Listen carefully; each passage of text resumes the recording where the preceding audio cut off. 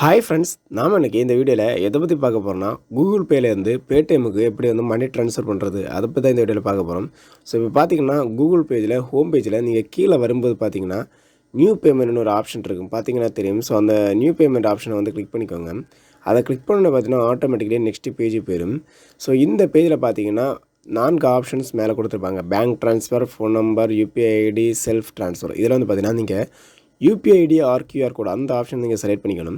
So அந்த option select பண்ணி பார்த்தீங்கன்னா ஆட்டோமேட்டிக்கலி நெக்ஸ்ட் பேஜுக்கு போயிடும். ஸோ இந்த பேஜில் யுபிஐ ஐடிங்கிற ஒரு ஆப்ஷன் காமிக்கும். ஸோ அந்த யுபிஐ ஐடிங்கிற ஆப்ஷனை கிளிக் பண்ணணுன்னு பார்த்தீங்கன்னா ஆட்டோமேட்டிக்கலி உங்களுடைய யுபிஐ ஐடி டைப் பண்ணுற பேஜ் வந்துடும். இதில் நீங்கள் என்ன பண்ணிக்கன்னா, உங்களுடைய பேடிஎம்மோட யுபிஐ ஐடியை வந்து உங்களுடைய பேடிஎம் கிடையாது, நீங்கள் யாருக்கு மணி ட்ரான்ஸ்ஃபர் பண்ண போகிறீங்களோ ஸோ அந்த நபருடைய பேடிஎம் யுபிஐ ஐடியை வந்து அவங்கக்கிட்ட கேட்டு வாங்கிக்கணும். ஸோ அந்த யுபிஐ ஐடியை கேட்டு வாங்கினோடனே பார்த்தீங்கன்னா அந்த யுபிஐ ஐடியை வந்து பார்த்தீங்கன்னா அதில் என்டர் பண்ணிக்கணும்.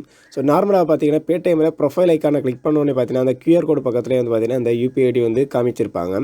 ஸோ அதேமாதிரி அந்த யுபிஐ ஐடியை வந்து நீங்கள் கூகுள் பேயில் யுபிஐ ஐடி பேஜில் வந்து டைப் பண்ணிக்கோங்க. டைப் பண்ணிவிட்டு கண்டினியூ கொடுத்துவாங்க. கண்டினியூ கொடுத்தோடனே பார்த்தீங்கன்னா ஆட்டோ நெக்ஸ்ட் பேஜ் போயிடும். ஸோ இதில் வந்து பார்த்தீங்கன்னா பேங்கிற ஆப்ஷன் இருக்கும். நெக்ஸ்ட் பேஜில் அந்த அவரோட நேம் காமிக்கும். கீழே பேங்கிற ஆப்ஷன் இருக்கும். அதை வந்து கிளிக் பண்ணிக்கோங்க. அதை கிளிக் பண்ணி பார்த்தீங்கன்னா ஆட்டோமேட்டிக் நெக்ஸ்ட் பேஜுக்கு போயிடும். ஸோ இதில் வந்து நீங்கள் அமௌண்ட்டு டைப் பண்ண வேண்டிய பேஜ். ஸோ அதில் அமௌண்ட் எவ்வளோ அமௌண்ட்டுங்கிறத வந்து டைப் பண்ணிக்கோங்க.